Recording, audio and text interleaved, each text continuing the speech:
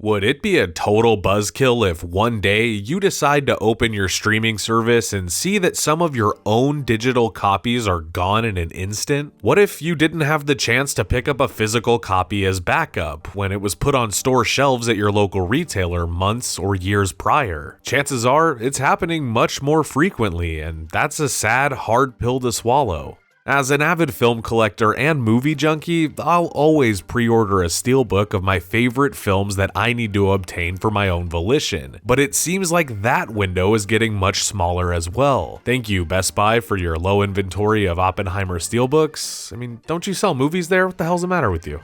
Today, let's talk about a film that has disappeared in the ether when it comes to physical and digital release. A movie so prevalent in zombie lore that you may scratch your head wondering how this came to be. When you think of Damon Lindelof's HBO hit series The Leftovers, you think of The Departure. Those 2% that left the world in an instant, without a trace, loved ones gone in the blink of an eye. Well, imagine that, but let's replace human lives for Blu-rays and digital copies of George A. Romero's 1978 zombie epic, Dawn of the Dead. Dawn of the Dead is a zombie film so good, cemented in time, dealing with countless censorship violations abroad due to its gore-filled nature, that you can't help but be in a total state of shock at its disappearance. And maybe you're saying, whoa, I can just get a quick copy of it on YouTube to watch. Well, that doesn't really count because a rip of the film can lose the actual intended quality and experience put on disc or digital streaming in exchange for a horrible aspect ratio on YouTube's viewing browser. Or maybe you're saying, well, let me just watch Zack Snyder's 2004 Dawn of the Dead. Okay, that's great and all, but it doesn't hold a candle, or in better terms, guts, to the original.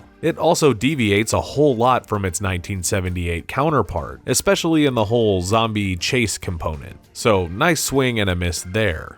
Now, even though there are region-free discs available, why is it so hard to obtain a physical copy today through its primary licensor and film distributor? Let me take you back to simpler times when George A. Romero's Dawn of the Dead was easily accessible to the masses. Its popularity ran deep within the roots of horror movie cinema, coming hot off the heels of Romero's first installment, Night of the Living Dead, which is attainable to watch digitally or on physical release, along with George's other zombie films like Day of the Dead and Land of the Dead. But why not Dawn of the Dead? Surely there are possibilities in getting an updated physical release by Scream and Shout Factory or another disc manufacturer down the road, right? There have been multiple ways to purchase Dawn of the Dead back in the day, either by VHS, Laserdisc, and DVD, but that all seemed to fade rather quickly due to Dawn's messy legalities and distribution rights that were unspooled. Although there is no concrete answer as to why we can't find physical and digital copies at our local retailer or streaming apps, let us go down that rabbit hole and gather some much needed clues. I just wish everyone got their Anchor Bay limited edition version some time ago and can avoid the heartache and sorrows that are about to unfold with all the behind the scenes politics. Dawn of the Dead was funded by Italian horror directing legend Dario Argento, when Romero's production group, Laurel Group Production, couldn't find the necessary funds within the United States prior to Yelling Action. This resulted in a Frankenstein's monster-style release of Dawn of the Dead through Romero's eyes, and the second version of Dawn of the Dead, retitled and edited differently called Zombie, through the eyes of Argento, which was released internationally. This also required Dario Argento to file for foreign distribution rights in the process, which can have legal ties with the Laurel Group and its producer, Richard P. Rubinstein. We'll get to him next. It's been said that producer, Mr. Richard P. Rubinstein, cut all of Dawn's physical and digital releases due to his losses in the 3D version of Dawn that had not seen the light of day, on a loss of a few million. He also added exuberant fees to the home media licensing that Dawn needs for it to hit store shelves and streaming services, so that you yourself can obtain a copy if it came down to it. Call it bitter and unreasonable actions due to one man's spite, or so it seems. Dawn of the Dead has certainly seen its time in the sun, which has been released in multiple formats throughout the years. I happen to have the director's cut double-decker VHS that was released back in the 90s, as well as the Anchor Bay edition. Dawn of the Dead is a crowding achievement due to its practical effects, its demanding scope, its excellent direction by Romero, and quite an excellent cast, most notably Ken Foree.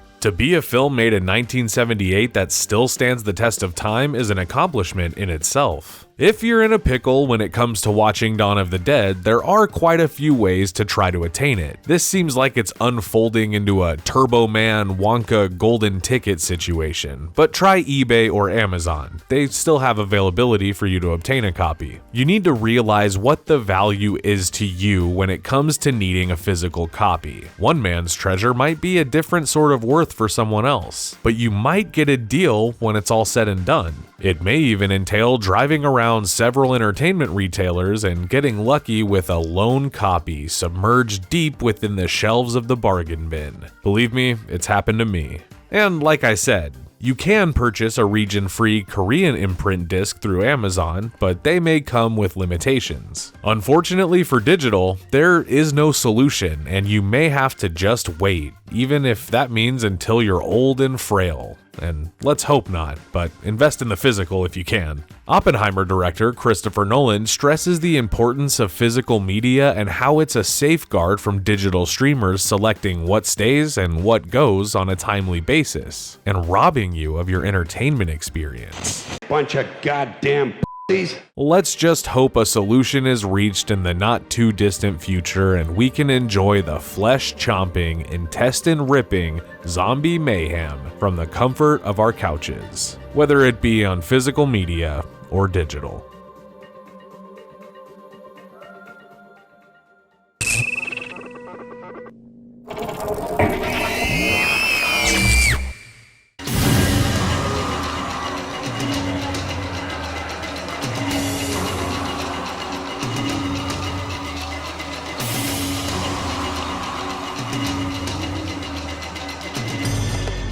Welcome to Deconstructing, where I take apart an iconic horror movie to find out what makes it tick. Lately, I've been missing legendary filmmaker George Romero, and I'm sure you feel the same. A while back, we deconstructed his original 1968 classic Night of the Living Dead, which shocked audiences worldwide, sparked critical outrage, and ultimately changed the face of horror cinema. Well, today I'd like to take a crack at the sequel, which hit theaters a decade later and sparked its own firestorm of controversy before going on to become the most beloved film in Romero's catalog. As with so many of the classics we've covered in this series, there's very little that hasn't already been said about this landmark in horror history. But honestly, if I don't take a closer look at it, I'll have to turn in my horror fan card, so there you have it. As with all our deconstructing subjects, I'm taking a three-part approach, beginning with Origin, where we go back to Romero's first inspiration for the film. In Legacy, we'll take a look at its impact on the horror genre in general and zombie movies in particular. And with Mystery, I'll dig even deeper to turn up some behind-the-scenes stories and rare bits of trivia about one of the most influential horror movies of all time, George A. Romero's Dawn of the Dead.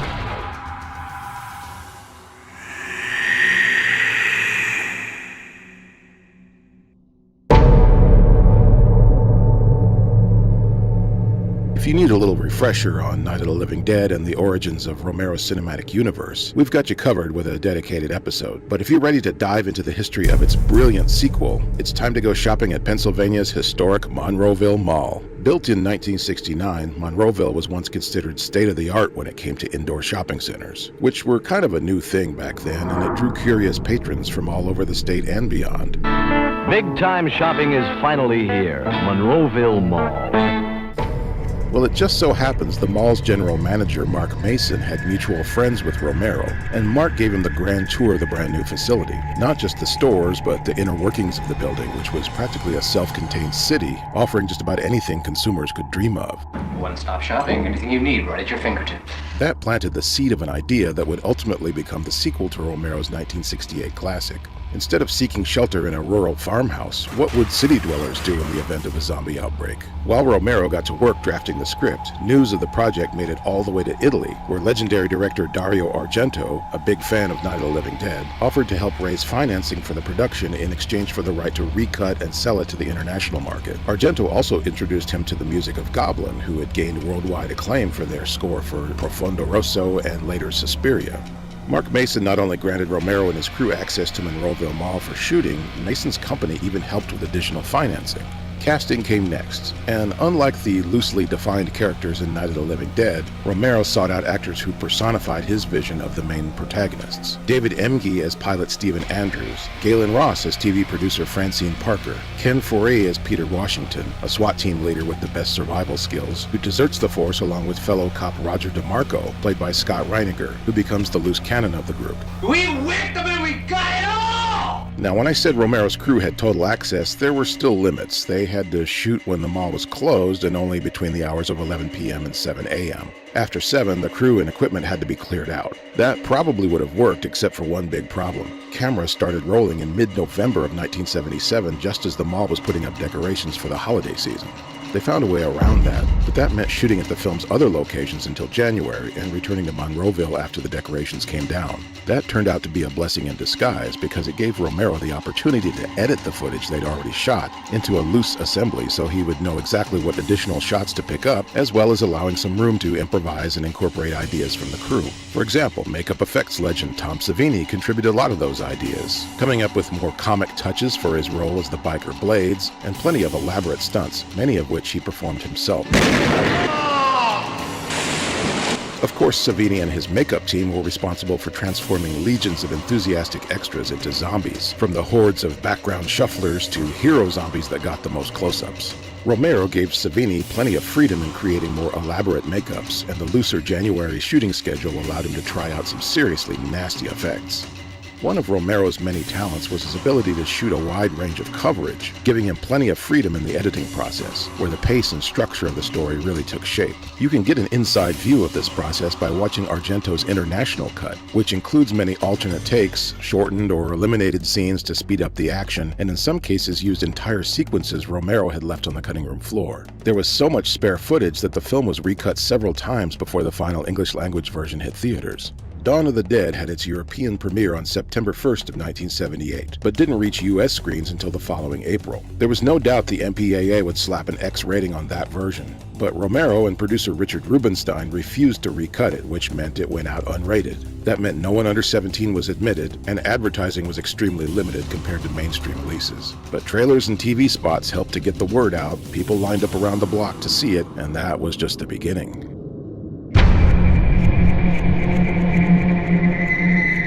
In U.S. theaters, Dawn was already in profit by the end of its opening weekend, and its initial run would add up to $16 million. It also caught fire internationally, racking up millions in Italy, Japan, and other territories. Not bad for an indie flick that cost less than $1 million to make. To this day, it remains the most profitable film in Romero's zombie series.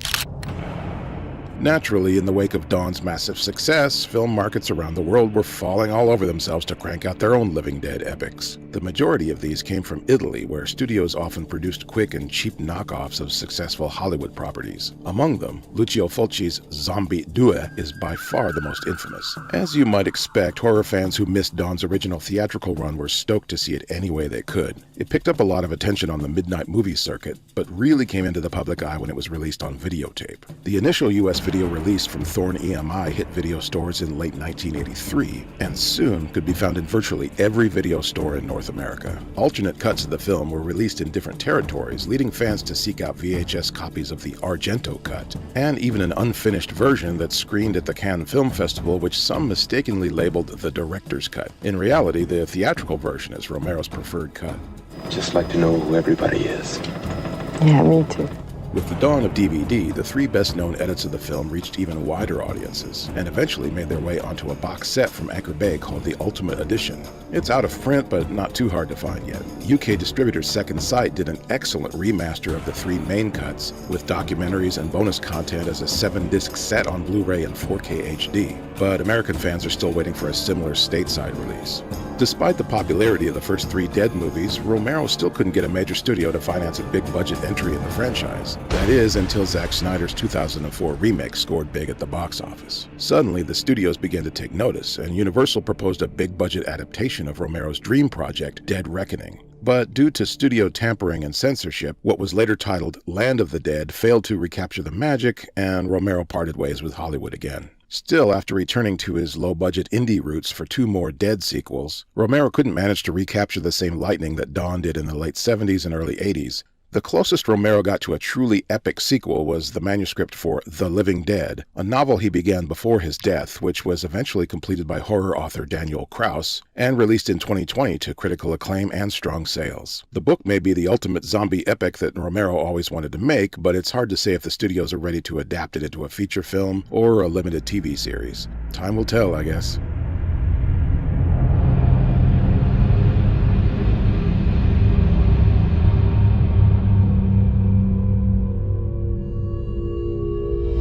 In the early stages, the script was given the working title, Dawn of the Living Dead, to bring it in line with the first film's title. But Romero eventually dropped the word living from the title when he realized Dawn of the Dead had a more ominous feel to it.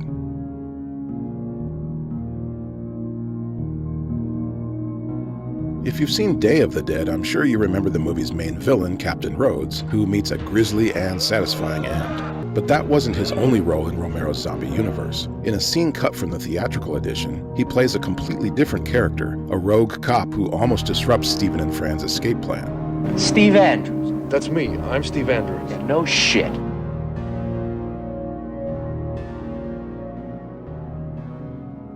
You already know Romero appears in the film's title sequence as the director of the chaotic emergency newscast, alongside his then-fiancée, Christine Forrest. But did you know he appears on camera 2 other times? He has a blink and you'll miss it cameo as a zombified mall Santa Claus. He also can be seen firing this pistol at one of our fleeing heroes.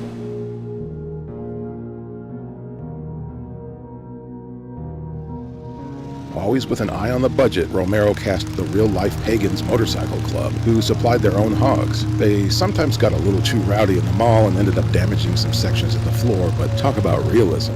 He also got soldiers from Pennsylvania's National Guard to play themselves on camera, and they even brought their own gear.